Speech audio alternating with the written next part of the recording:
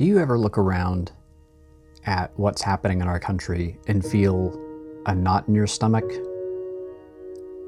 That kind of tightness that sort of creeps in when you think about where we are as a nation and where we're trying to go or where we might be going.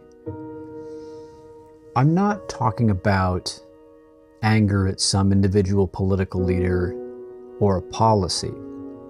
I mean something deeper, possibly something darker. A kind of darkness that weighs on the soul and makes you wonder, does the United States still have a future? I'm talking about us, the American people. We're angry and we are tremendously divided. Right now, it feels like a certain darkness has crept into our collective soul in a way, and it makes me wonder if we've crossed some threshold that perhaps we can't come back from.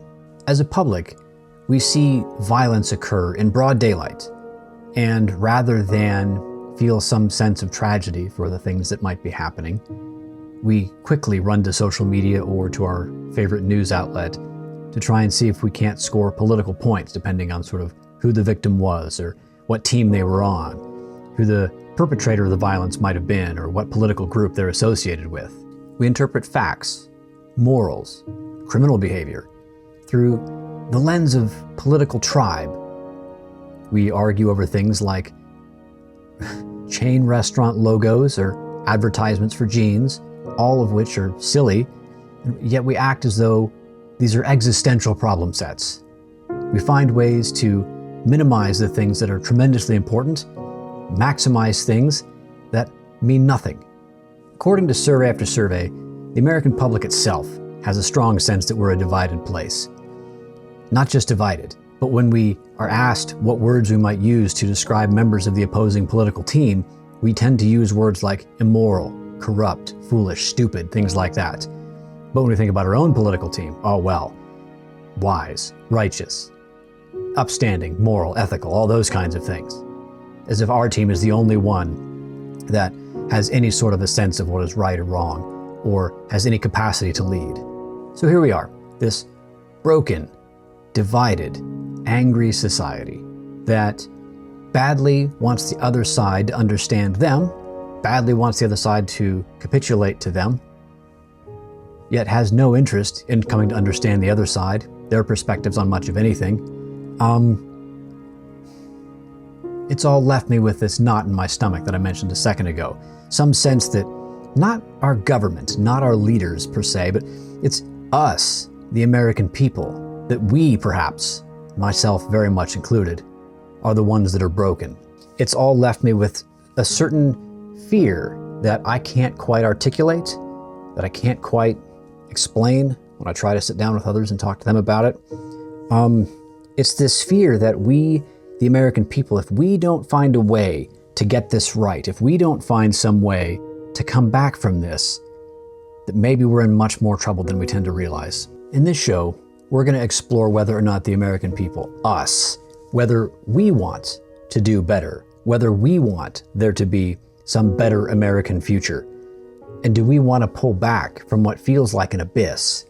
Or, as I'm starting to fear, are we at some strange place where perhaps as a public we're too far gone, where we don't necessarily care about the future of the United States so much as we care about the future of our political team, our party, our political tribe?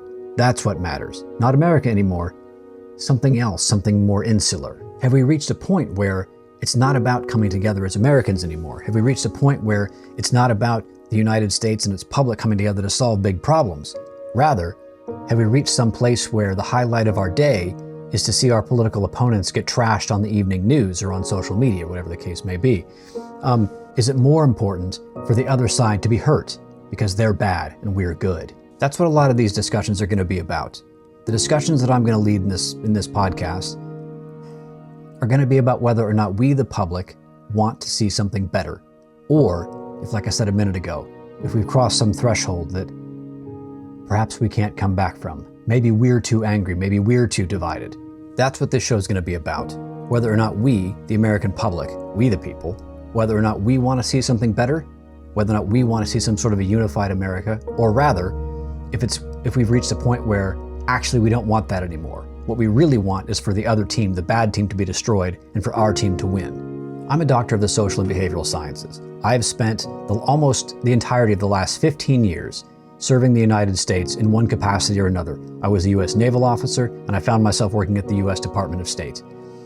Let me tell you something. When it comes to serving the American people, the American public, there is nothing like it, and I mean nothing like it. It has been the honor of my life to serve the United States.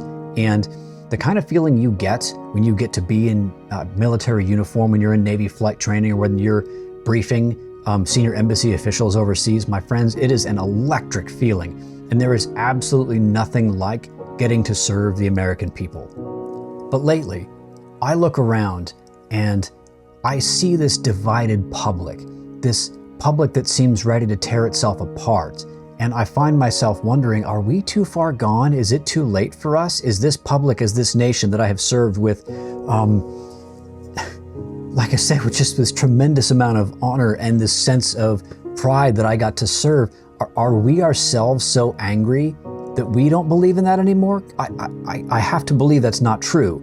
But when you see how we seem ready to tear ourselves apart, when you see the conversation on social media, when you see where we are through the lens of the press or whatever it might be, it feels like maybe we are too far gone. And my friends, I don't want to believe that. I find myself wondering if we've lost something essential, if there's something about us as a people that's too far gone and we can't come back. But like I said, my friends, I sort of refuse to believe that. For this project, I've set a goal for myself to talk to at least 2 people in every state of the union, 1 Republican, 1 Democrat, and hopefully everybody else in between, to try and see whether or not we still have that spark, whether or not we ourselves, the American people, whether we believe in ourselves, and whether or not we believe in a future that's optimistic and that has a sense that our better days are still ahead. But my friends, people often say that they think our better days are still ahead, but you don't get to have the better days still be ahead just because you want them. You have to work for them. My sense is that we still want that. Come along with me as I try to explore it and see if I can't find it for myself. I'm David Combs, and this is Nobody's Side. Let's get to it.